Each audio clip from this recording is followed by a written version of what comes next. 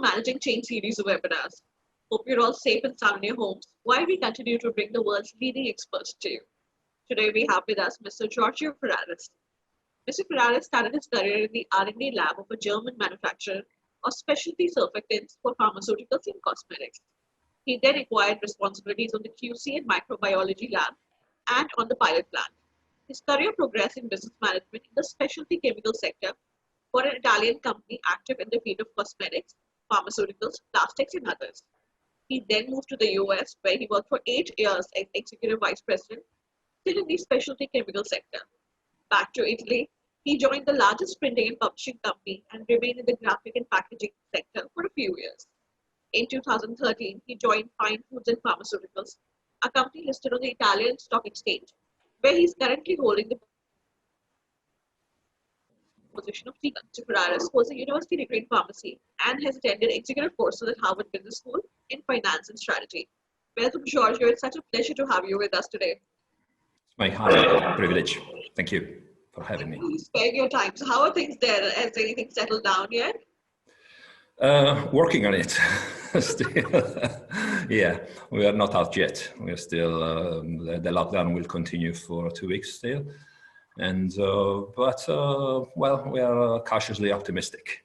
And I think we are over, hopefully we are over the hump. Of course, too early to cheer up, but still, we believe we are out of it, almost out of it. Let's see, I wanted to share with you. There, I mean, the way when it started, it was really scary. You hear of Italy and you hear the number of casualties and the people affected, gone. It was scary. So hopefully things are settling down now. Yes, well, the numbers are going down daily. And this is what we really need, people, because experts say, I'm not a virologist, but I have to rely on experts, and they say that if the numbers stay solidly low for a period of time, that is when you start being seriously considering being out of the outbreak. Of course, the virus is still around, so we cannot let the measures go, because otherwise there is the risk of a second outbreak. That is why the lockdown of the country will continue for a while, but the country is considering reopening also at one point, and not too far from now, the non-essential activities, and go back, I wouldn't say to normal, because some non-essential, I would say still leisure activities will be on hold for a while still. But at least we could go back to manufacturing and what is necessary to keep the country going. Thankfully, so things do seem to be improving. So we'll just start with the questions that we have for you, Giorgio. Sure. First is, so you're in Italy right now, which is a hotbed of COVID-19 crisis. How did the region get so badly affected? And all of us are interested in knowing the on-ground situation right now. How are people and businesses coping up with the crisis? And again, what has the local response been in terms of managing the disruption? Okay, well, a lot of questions, a lot of things to say, but perhaps let me share with you a few slides to put this into perspective. Hang on 1 second, please. Bear with me.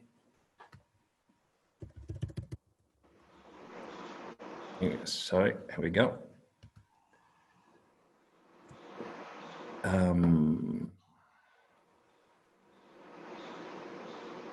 Here we go.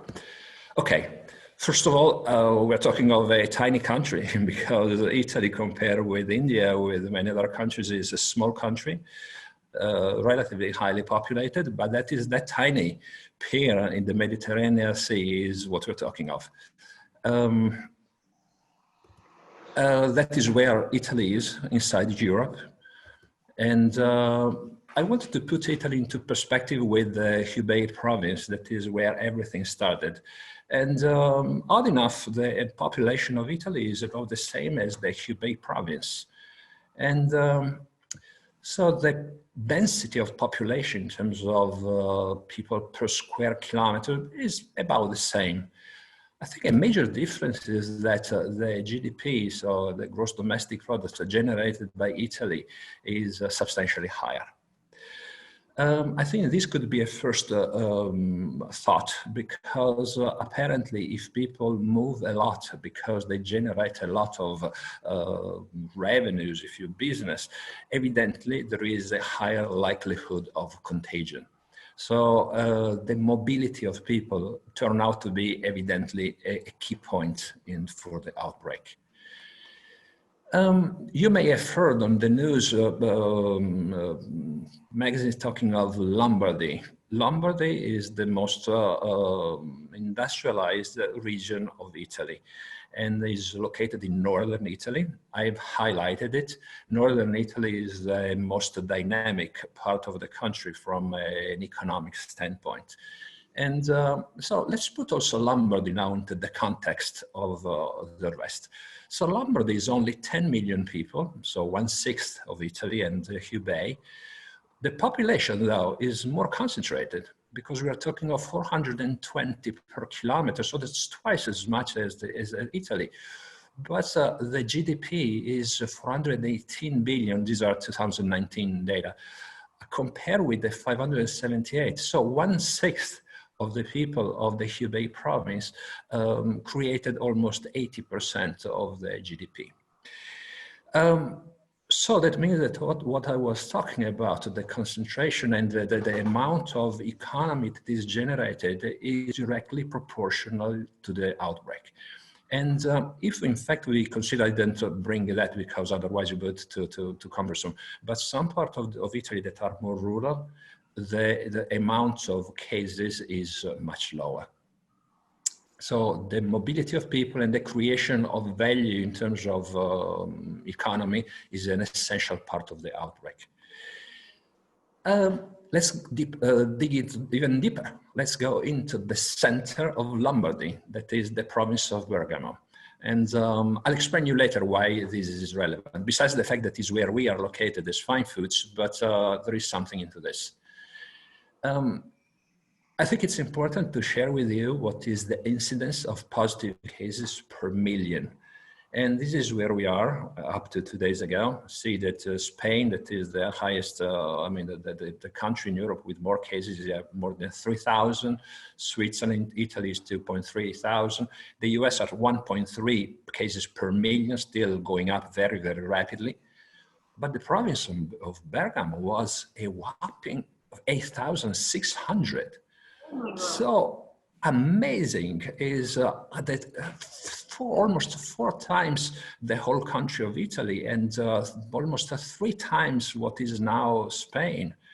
So what went wrong? Why Bergamo? So to your questions, why in Europe first? Then we would say, why Italy? And now why Bergamo so high?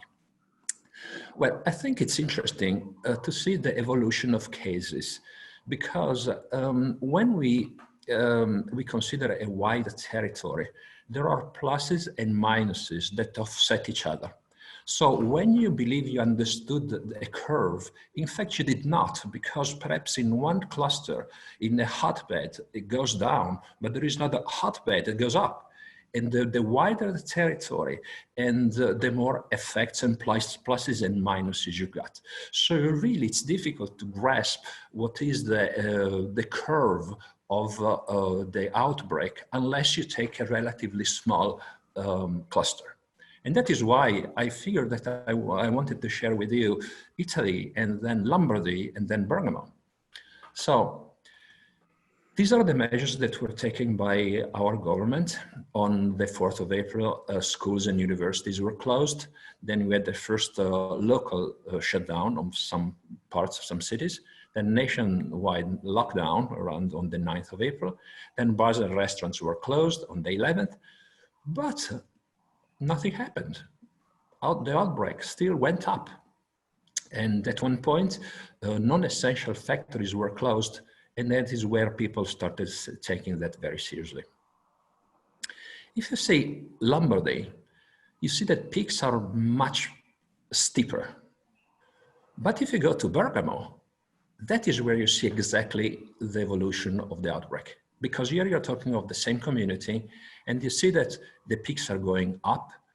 And that is when they go down because people are concerned from the news that they hear, but they don't take it very seriously. So they start going out again. And then another peak. So they say, oh boy, this should be serious. So there is the second, say, withdrawal of people. And then eventually they start going out again. And so we needed 3 peaks for people to start being cautious and staying home and understanding how critical this virus is. And that is when things started going down, seriously, for good. Even the moving average, if I show you the moving average, you see that now we're in a good shape. And we're going back to about 100 new cases per day. And we had points at more than 700. Let me share with you what is the age bracket of fatalities, because this is another important aspect of this virus. And you see that it affects mostly people above age of 60. And more precisely, in Italy, we have the peak between 80 and 89. A lot of these people had at least one pre-existing condition, could be diabetes or cardiovascular diseases or something else, or perhaps a form of cancer. But age is a factor. Is a major factor into this outbreak.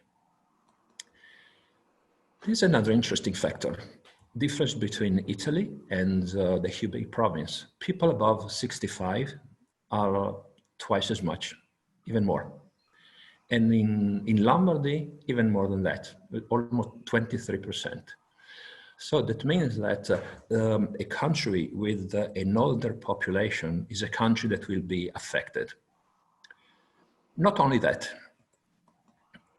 this slide that I got from London Business School, you see the relationship and the daily contacts of people above age of 70 with other brackets of population. And you see that these compare with Germany, but I guess that's not different than other countries. Italians tend to have a social life, even later in age. So you see that have more contacts with peers, people relatively old, but they have a lot of contacts with younger people. So that's this chart is telling us there are strong ties within Italian families. So they stay close to each other. And that is the perfect setup, because in the region of Bergamo, we have a lot of two-story homes, and grandparents tend to stay close to children, and they keep them when they are young, and they help their parents when they've got to go to work. So this was the perfect setup for having strong family bonds, but it turned out to be deadly, because younger people were not affected at all. And we had a large incidence. I mean, numbers are not clear yet, but it seems there could be as much as one out of 10 with symptoms. So 9 people out of 10 seems to have the coronavirus without showing symptoms. There are numbers go, say, 30% to 10%, but still is a large number of people that may go around talking and spreading the virus. So what happened is, with the strong families in Bergamo, in Lombardy, but in general in Italy, we spread the virus. Young people spread the virus much more than they thought, unfortunately. So that is to your question, why this happened to Italy. Economic reasons as well as sociological reasons. Yeah. Sorry, long answer, but it was a difficult question. No, but this is very, illuminating. You kind of make out, because Indian families tend to, be the same way as Italians. We're all very close to our parents and grandparents. Yeah. And if we don't stay close by, we stay with them. So yes, this is an eye-opener. Thankfully, the only thing we did well was the lockdown was, initiated a lot earlier. So thankfully, we've not been affected that way. But these are scary statistics. Well, I think that people disregarded how critical this virus was, because as our generation did not leave any major outbreak, and so we think that we are more invincible. It happens to someone else, but not to us. and out because in some other countries, well, it happened in China because I'm sure that in China they had sloppy procedures, sloppy hygiene procedure. Not true, because the Hubei province is extremely advanced in terms of technology, in terms of culture, education of people. It happened to Italy. Well, because Italians are lazy, are the pizza and the mandolin, the dolce vita, and not true. This part of Italy, Lombardy, has the most advanced health system, one of the most advanced for sure in Europe, and even in the world, I could say. And it happened.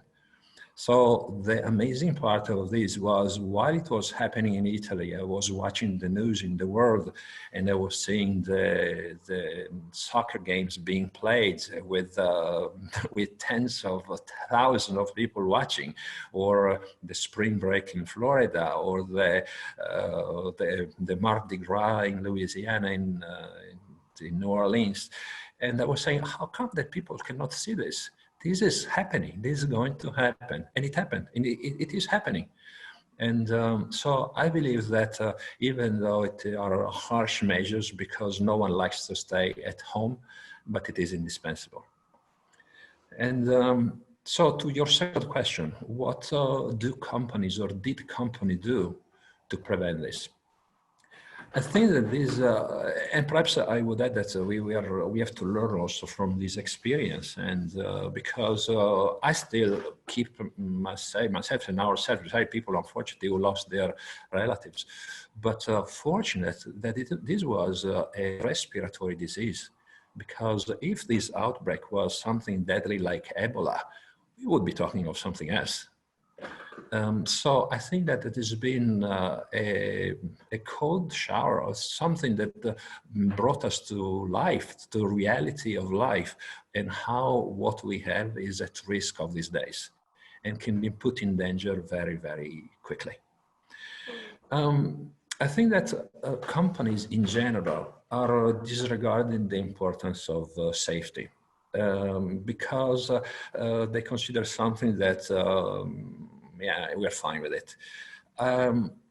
Perhaps at Fine Foods, we are somehow paranoid with safety, because we made it a pillar of our sustainability, and because also we have at heart the safety of our people, because we believe that they are our real value. And to learn to do what we do at Fine Foods, it takes time. We are a pharmaceutical company, so there are long trainings. So we have an embedded value inside our human capital. So we take really good care of our people.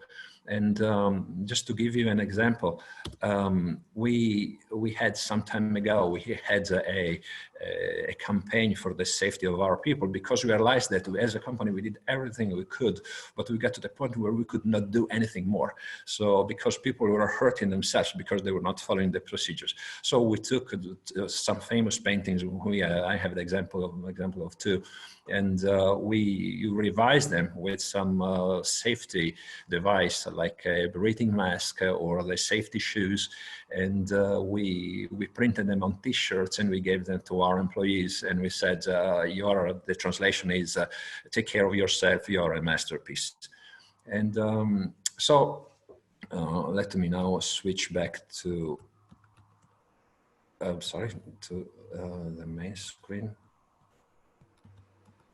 Sorry. I cannot get, oh, here we go. I think, why? Here we go. Okay. Can you see me? Am I back? Okay, good. So I was saying that at Fine Foods, we have a safety committee that we are certified OSHA's 18001, and we'll be doing 45,000 shortly. But we have a safety committee and we meet once a month. I'm the legally responsible for the safety inside the company. And we meet once a month to find ways to raise the bar of safety. And I was saying before that we are somehow paranoid with the positive acceptance of the term, in that we think of, we ask, what did we forget? Is there something that we didn't think of? So when the coronavirus started hitting the news in China, we started asking ourselves the question, what if it hits us? Are we ready? what should we do as a company to be prepared in case this storm hits us?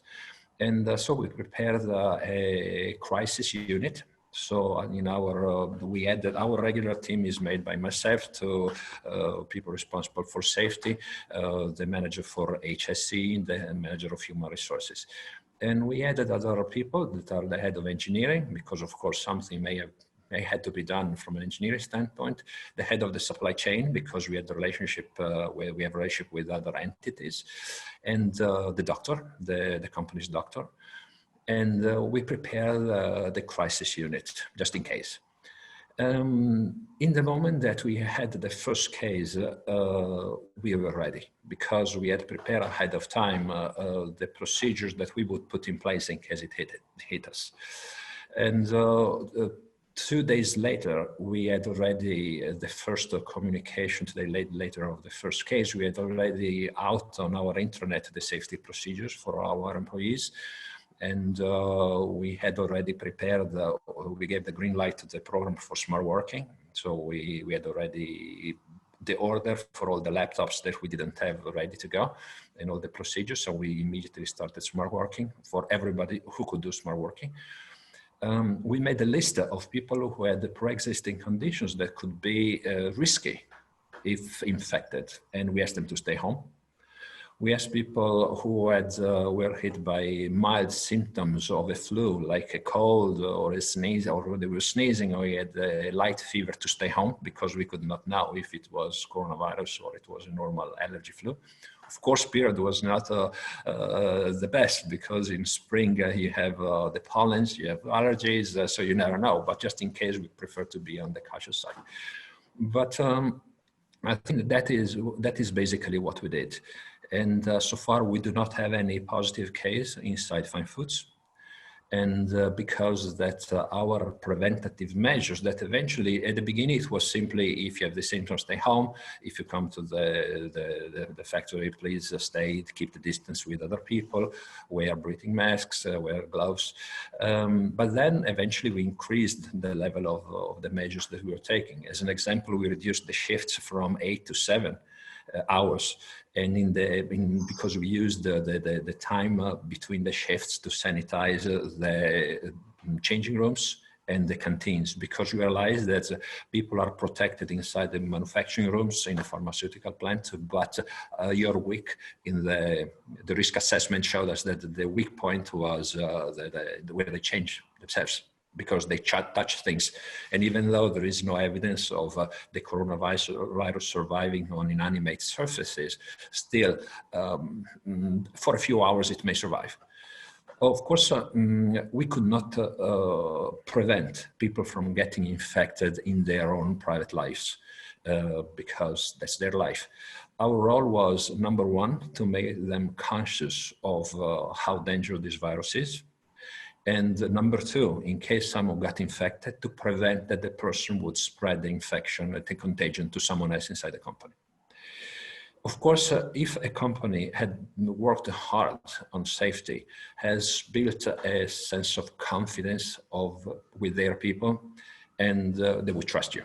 So they know, if they tell me that I should do this because I should keep a distance, it should be right. And people tend to follow the procedure. Consider that we have 413 procedures, all in a documented system with 7 levels of digital signature. So we are very structured, not only for safety, of course, but for production. So we are very structured. But I believe that is what we have to learn from the lesson. I think that's at least what Fine Foods, in my opinion, did right. Does not apply to many other companies.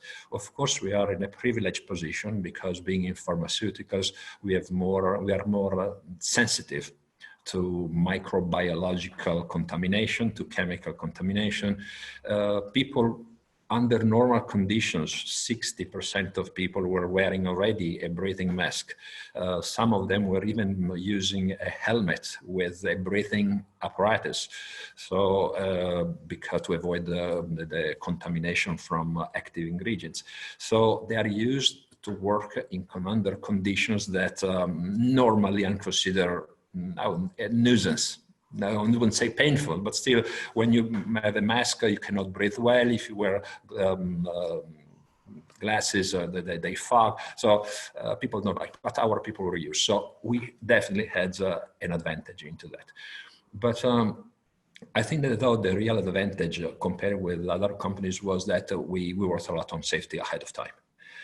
And perhaps that is what in some countries, a lot of countries close an eye on the importance of safety because they consider that safety would be hampering, would be preventing efficiency of companies or productivity, but it is not true.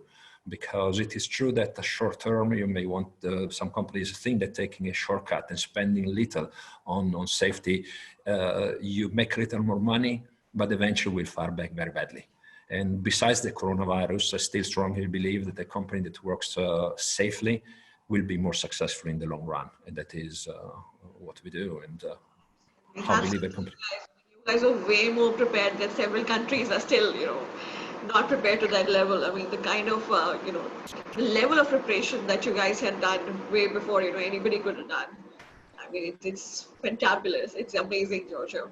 Well, I think it's not just fine foods. I believe it's common to serious pharmaceutical companies, because there are also some pharmaceutical companies that are sort of borderline, but I believe that pharmaceutical companies did more or less what we did. I think we have another advantage that we are in a part of the country that is where people work extremely hard.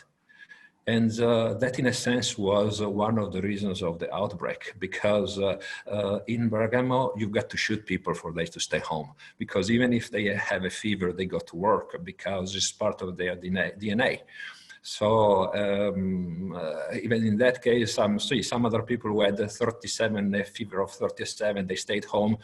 Here people didn't. So perhaps that was, again, another thing that was very positive turned out to be negative. But on the other hand, we never had less than 75% of workforce, even in the worst moment of the outbreak. And that is amazingly high, because most of companies, even companies that we are considered essential, like food and pharmaceutical essential, so we are allowed to continue, while non-essential companies had to shut down. But even within essential companies, there's plenty of companies who struggle to have 50% of people at work. We never had less than 75%. It was a strong commitment of our people to find foods, and I believe also because of their DNA of hard workers. So we are fortunate in that sense. Truly are fortunate, but you guys are taking such good care of your employees as well. The trust factor has to be built in. You guys did your bit, and I'm sure the workers, felt that you guys are doing your bit, so they need to do that too. So I think it works both ways, but it's commendable, really. So, yeah. Right. So I'll just move to the next question about what we were talking about. What, according to you, is the role of an employer for what concerns safety of the workplace in general? And what should have been even ahead of this outbreak? Well, it's more or less what I have already somehow hinted at. I think it is, I think companies should stop and make a real assessment on where they are. I think that certifications are, we consider certification a starting point, not an arrival point, in that a certification for sure is a mandatory preliminary step, because with the certification, you have someone else who is checking into your business and tell you an outside view, an objective outside view. And that is at least a starting point. So I believe that almost every company should consider certifications on, like the OSHAs or the Future 45,000. And of course, there are businesses that are more at risk than others that should definitely do it. Some other business, of course, a commercial company working out of an office is less critical, but definitely manufacturing companies that typically also have the largest number of people should seriously consider it. And when you start doing that, there is also a sort of positive momentum inside the company, because you have suggestions of people coming to you. Because if you start dismissing people who complain about safety, they wouldn't even come anymore to you, even if they have a problem, because they say, well, I know, they don't care. They will not do anything. So why should I bother? When you start doing and showing your sincere interest in what they do, in their safety, they start coming to you. And when I mentioned before that we have at heart the human resource and the human capital, as an example, every week before the coronavirus, I did, for a few years, I've been talking to two people pulled randomly by our human resources for a half hour each in an office, and I'm not in my office, a non-consequential office. And I asked them, tell me what you want. I mean, tell me about your family, if you're happy at Fine Foods, if there's something we can do better. Because of course, being one-on-one, there is a human side in showing a sincere interest in what people want to tell you. And there is no witness. That is another thing that really prevents people from talking, because people see there is, I read a lot about this aspect of communication on McKinsey, on Harvard Business Review, but it's hard to find a good way to communicate, to get people to talk. And I think that what we call the unknown unknowns are the things we work on, because they are the things that we do not know that we don't know. So if you know something, you know that you know it. If you don't know it, I don't know German, then if I need it, I'll study it. But the unknowns are the most critical, because are the things that if someone doesn't tell you, you would not see it. And see, I was saying that if you start with the certification and being serious about safety, people would start giving you ideas, and it would be self-sustaining, would be a self-sustaining momentum. And that is the first thing that I would definitely recommend. Giorgio, on that same theme, I have a question from Rupesh. He wants to ask, how do you convince the rest of 25% workforce to attend work? You said that 75% of the workforce was coming to work, but what about the rest? 75% was coming to work. And what about the rest? The rest, well, yeah, of course. The rest was part of the people who were left home by us because they had pre-existing conditions. People who had symptoms like mild symptoms, but still was a precautionary measure. People who had someone inside their family who was positive, because if you had someone inside the family who was positive, you were put by law under quarantine. And consider that 6 people at Fine Foods lost their parents, and many more lost grandparents. And so I showed you the number of cases per million. So as a region, we were strongly affected.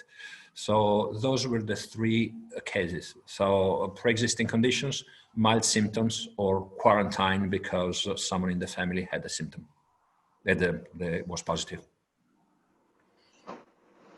So for the next question, Giorgio, what impact has COVID-19 had on the pharmaceutical industry in general? And what do you think will be the biggest challenges that pharmaceuticals will face in the wake of this crisis? Pharmaceutical companies are producing almost as before, with the exception that I said that we will, I guess that most of manufacturing plants did what we did. So I think that they are more or less under our same conditions. So what happens at Fine Foods is that we are slowing down the deliveries of some orders. So in a way that we would keep everybody happy. So say that if we have an order of say 100, we'll produce only 50 for one customer and 50 for another customer. So we keep everybody going. And I believe everybody is doing the same. The outlook of orders is normal. So we don't see any slowdown in the future orders. Also because besides coronavirus, that if anything increased some potential drugs, the use of some potential drugs, but other diseases are continuing as normal. So if someone had high blood pressure or had cardiovascular diseases or diabetes, still has them. So they will have to continue with their prescriptions. So we don't expect any different than normal. Of course, as in the moment that everybody goes down to normal in terms of supply, we don't see any disruption in the supply chain. Even though now with the lockdown of India, we are somehow worried because a lot of active ingredients are coming from India. So hopefully what they call the green corridor will be open for active pharmaceutical ingredients. So we'll be able to get them soon, because we also, as Fine Foods, we buy a lot from India. So that is the only relatively critical aspect that I see at this point. Traditional pharmaceutical companies cannot do much in that. A vaccine is more into, it's a different scope. And we've got to be objective that a vaccine, we're still several months away from a vaccine. There are some drugs like hydroxychloroquine that could be interesting. Now also furosemide has been to be put on the list. There are some other drugs that have been tested.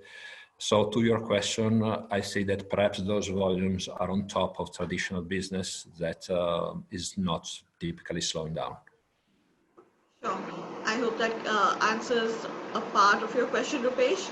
To the other part, he's asking, what are the implications of pharma packaging industry? Can you share your thoughts on that?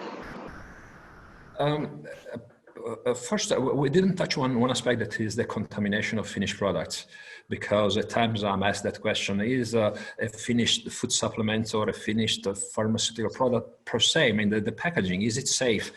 Well, the answer is yes. There is no evidence that the coronavirus can live, as I may have mentioned that before, on inanimate substances for more than a few hours. So there is definitely no risk of contamination of the finished product. Having said that, packaging industries are considered for some countries, by some countries, as non-essential, but in our country they are allowed to produce if they produce for some essential company.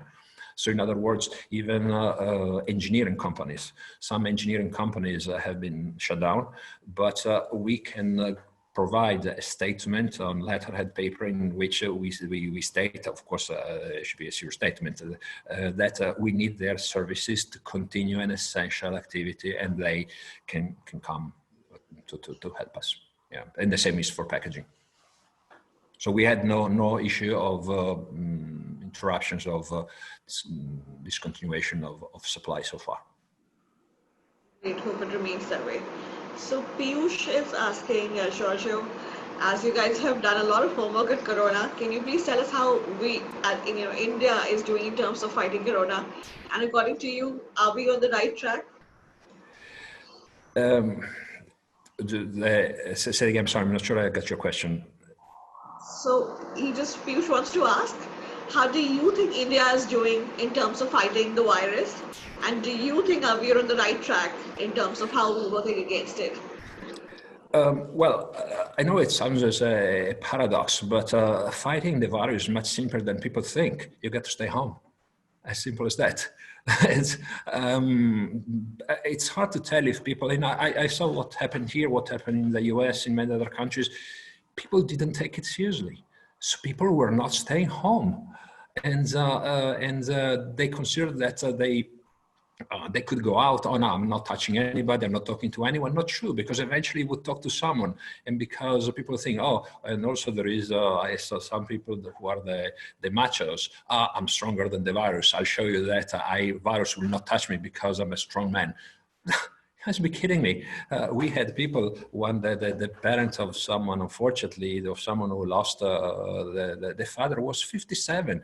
He was strong. He was extremely strong man. He had only slightly high blood pressure, but that was all he had. So this virus is really hitting people, especially above a certain age, that had nothing before and had always been very strong physically. So it's hard for me to tell if you're on the right track or not, because I think that education of people is an essential part of this. And people with, it's bad to say, but people with a lower education tend to neglect or disregard even more this risk. So the more efficient the communication on how critical it is, even with some examples, we had at one point, we had some on TV, we had videos of people, even younger people, who were breathing, had a hard time breathing, because when people see the effect on humans, they say, oh, wow, I don't know, that was the consequence. Because positive and negative, showing the age brackets, make younger people think they're invincible. And it might be true, but the problem is that are conveying the virus to someone who is vulnerable. That is the problem. And so stay home. That is the only advice. And perhaps something else is that countries have to go back to work. That is important, because if this is going too long, we are going to hit or to cause a problem for people that will be even worse than the coronavirus. So I think, and back to safety, I think it is important to understand what are the businesses that can go back to work that are non-essential, and to make sure that companies understand how critical this is and enforce safety measures. So if people wear breathing masks and nitrile gloves, as we do, and they keep the distance, there is no risk at work. So, but companies have to be serious about it, because if, especially management of the company, as some politicians that I saw, are the first who show that they defeat the virus because they are stronger and they are superior, then is where you fail. I think management should give the example, should be the first who wears devices, breathing masks, and keeps the distances, use tools like Teams. I'm constantly, I'm a daily, twice a day, I'm on Teams with all the managers, and we keep everybody up to date, and we have several teams from remote, and that is the message that you've got to go. But it's important that companies go back to work. That's my personal opinion. And thank you for that, Giorgio. So in the long run, how do you think pharmaceuticals can help people in these times? And once we're through the pandemic, do you think there's a new role that pharmaceuticals will play, post the Corona-19 era? Well, that's really a difficult question, in that we are a contract manufacturer, so we are not more in the developing of drugs. So that is more for pharmaceutical companies that to figure this out. And for sure, this has been an interesting experience. I think the coronavirus will make many people reconsider the future outlook in terms of management, in terms of what to do, of developing new products. There will be, has been, I always say opportunities. So that's the way I am. I see that even when there is a problem, there is always some opportunity underlying. So I think that's the way we can definitely pull something good out of this if we can learn from the experience. Of course, my problem, as I'm even at Fine Foods, are not the mistakes, because people who work make mistakes. The issue is learning from mistakes. And I think we have to make treasure of this experience and learn from our mistakes, and we'll be in a better shape than before. So my last question, Giorgio, what role does the corporate leadership and the government play in taking the companies through these times? And what should companies and countries do from now on to, prevent something like this from happening again? Well, I trust I may have somehow already answered this question, in that that is the people have really to feel at heart what they say. And I think that many companies publish the corporate social responsibility balance sheet, but it happens that I talk to other people, to other CEOs, and ask the question, but what do you really do for people? What is your real involvement? And you realize that if you scratch under the surface, a lot of corporate social responsibility programs are more theoretical than practical. I think that companies and countries as well got to go back to the basics. So what are the things important for the human beings? What are the things that are make our society a better society, or our company a better company? And how can we sustain it? I think that's something that really bothered me, is that many politicians made decisions on the lockdown based on the popularity. So based on the polls. So they were making polls, and people saying, oh, no, why should we shut down? And they said, oh, no, then we will not shut down. Shutting the company or the country down was the right thing to do, regardless of what people thought. Because at times the way politicians or managers take decisions is to make sure that they are popular with the shareholders or with the next elections. But we are talking of a different animal here. So it's like asking a kid, do you want to play with a PlayStation or do you want to study? Say, let me think. Of course, people will go for the easiest route, but at times you've got to have the courage to say, no, I know this is not popular, but it's the right thing for my country, this is the right thing for my company, and go after it.